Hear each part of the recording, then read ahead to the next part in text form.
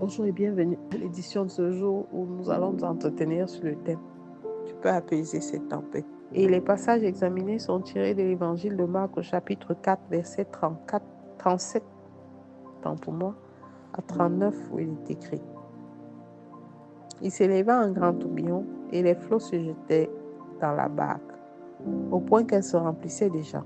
Et lui, il dormait à la poupe sur le coussin. Ils le réveillèrent et lui dirent « Maître, ne t'inquiètes-tu pas de ce que nous périssons ?» S'étant réveillé, il menaça le vent et dit à la mer « Silence, tais-toi !» Et le vent cessa et il eut un grand calme.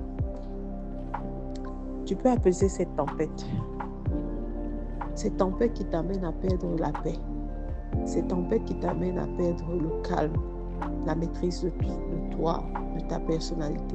Cette tempête qui t'amène à être une autre personne que tu ne connais pas. La plupart du temps, la contrariété commence par un petit événement. Et puis, il y a comme un cercle vicieux qui se crée autour de ces petits événements. Et ça devient une chaîne d'éléments, d'événements qui ne font que nous amener dans la stupeur, dans la contrariété, dans l'énervement constant, dans l'irritation sans justification.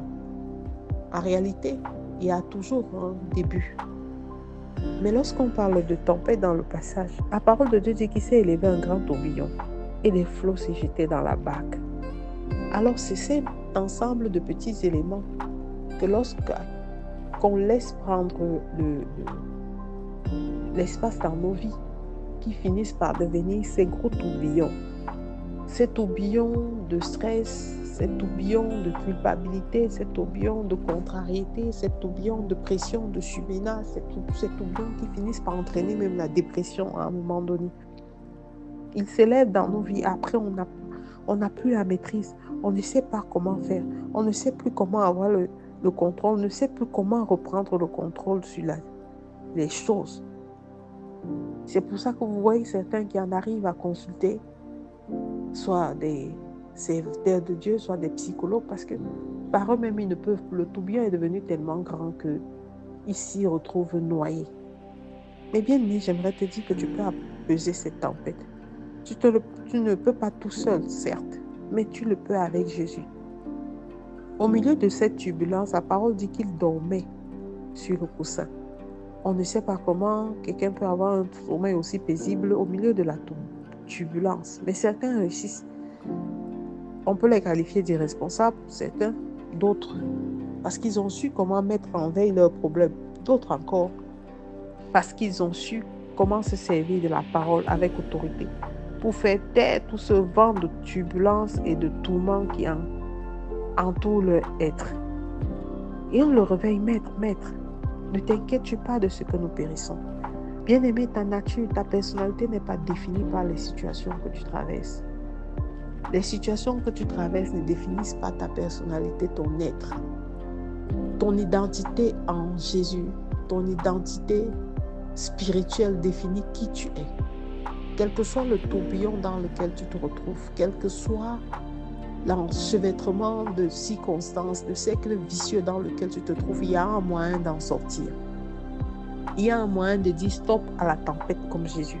Il y a un moyen de dire je ne vous laisserai pas avoir le contrôle et je prendrai moi-même le contrôle de ma vie par la grâce de Dieu. Les disciples ont dit nous périssons. Des fois nous allons un problème après l'autre, une contrariété après l'autre, un échec après l'autre. Après on se retrouve, je ne veux plus m'en sortir, je ne sais plus comment je vais faire, mais il y a toujours une issue.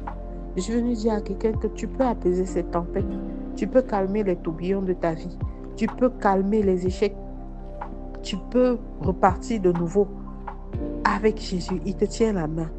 Il a menacé le vent et il a dit à la mer, silence, tais-toi. Alors avec l'autorité et l'identité que tu as, commence à parler à cette situation. Silence, tais-toi. Dette dans ma vie. Échec dans ma vie. Vie de promiscuité, d'impudicité dans ma vie. Silence, tais-toi. Que ce soit l'adultère, que ce soit la contrariété par la multitude de maîtresses, de copains que vous avez eus. Tu peux dire, tais-toi. Parce qu'en Christ, nous sommes de nouvelles créatures et les choses anciennes sont passées. Et après ceci, vous allez ressentir un grand calme. Il est temps de laisser Jésus prendre le dessus. Parce que tant que tu ne laisses pas, tu risques de te sentir englouti par la tempête. Tu risques de te sentir dépassé par les événements. Tu risques de te sentir dépassé par les dettes. Ce qui va te conduire au suicide. Parce que tu ne sais plus comment les gens vont te regarder. Tu ne sais plus ce que les gens vont dire de toi. Peu importe ce qu'on dit de toi. Ce que Dieu pense de toi vaut mieux que toute autre chose. La vie des gens sur ta vie ne vaut pas plus que ta vie elle-même. Alors arrêtez de donner du prix à la vie des autres. Où ils pensent non. Tu es passé par là, certes. Mais cette situation ne te définit pas. Il est temps de dire tais-toi et silence. Alors je te recommande de faire cette prière. Pour toi qui penses que tout est fini, prends un programme avec ces passages. Parce qu'on a des challenges en tant que parents, en tant que professionnels, en tant que plein de challenges qui semblent souvent être au-dessus de nos forces. Je te recommande de faire cette prière avant. Père éternel, apaise toutes les tempêtes de ma vie. Je n'ai ni force ni autorité par moi-même, mais je sais que je puis tout par Christ qui me fortifie. Fortifie-moi, Père éternel. Relève ma tête. Lave mes péchés, Seigneur, je t'en supplie. Et donne-moi de repartir à zéro. Au nom de Jésus-Christ, nous avons prié. Amen, amen, amen.